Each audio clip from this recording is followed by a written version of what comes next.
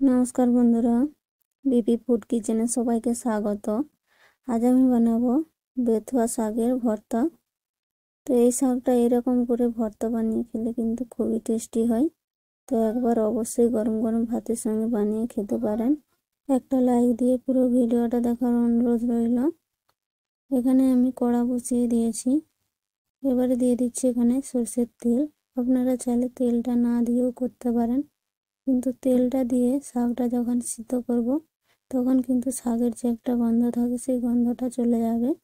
তো তার জন্য আমি এখানে অল্প একটু তেল দিয়েছি। তেলটা গরম করে এবারে শাকগুলো আমি ছোট ছোট করে কেটে নিয়েছিলাম, কেটে ধুয়ে নিয়েছি। তো শাকটা দিয়ে দিলাম কড়ার মধ্যে। এবারে অল্প লবণ দিয়ে এটাকে ভালো করে মিশিয়ে নিয়ে গ্যাসের ফ্লেম লো রেখে এখানে ঢাকা দিয়ে দেব। গ্যাসের ফ্লেম লো রেখে ঢাকা দিয়ে আমি এটাকে 10 মিনিট মতো লো ফ্লেমে রান্না করে নেব। এখানে কোনো জল ব্যবহার কিন্তু করিনি আমি। এক্সট্রা করে জল দিয়ে সিদ্ধ করলে সেই শাকটার কিন্তু অতটা টেস্ট হয় না। একবার শাকের জল দিয়ে সিদ্ধ করে দেখবেন, শাকটা কিন্তু খুবই খেতে টেস্টি হয়। তো জলটা শুকিয়ে যাওয়া পর্যন্ত আমি শাকটা নেড়ে চেড়ে ভালো করে মিশিয়ে নেব আর একটু ভেজে নেব। এবার ভাজে হয়ে গেলে আমি শাকটা নামিয়ে নিচ্ছি। যতক্ষণ না জলটা শুকিয়ে যায় ততক্ষণ কিন্তু শাকটাকে রান্না করে নিতে হবে। শাকটা আমি নামিয়ে নিয়েছি। ওই কড়াতেই আমি দিয়ে দিলাম সরষের তেল। তেলটা ভালো করে গরম করে নিয়ে দিয়ে দিচ্ছি এখানে কয়েকটা রসুন আর দিচ্ছি কয়েকটা কাঁচা লঙ্কা।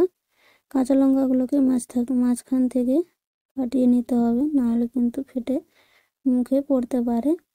তো এখানে রসুন আর কাঁচা লঙ্কাটাকে ভালো করে ভেজে তুলে নেব। আপনারা চাইলে এখানে কুচিও ভাজতে পারেন। তো গোটা রসুনের একটা ভাজা করলে তার টেস্ট আলাদা হয়, তো আমি গোটাই ভেজেছি। এবারে দিয়ে দিচ্ছি এখানে পেঁয়াজ কুচি। আপনারা চাইলে কাঁচা পেঁয়াজও ব্যবহার করতে পারেন। এবারে এখানে আমি পেঁয়াজটাকে বেশি ভাজবো না, কাঁচা গন্ধটা চলে যাওয়া পর্যন্ত ভেজে নিয়েছি। এবার উঠিয়ে নেব।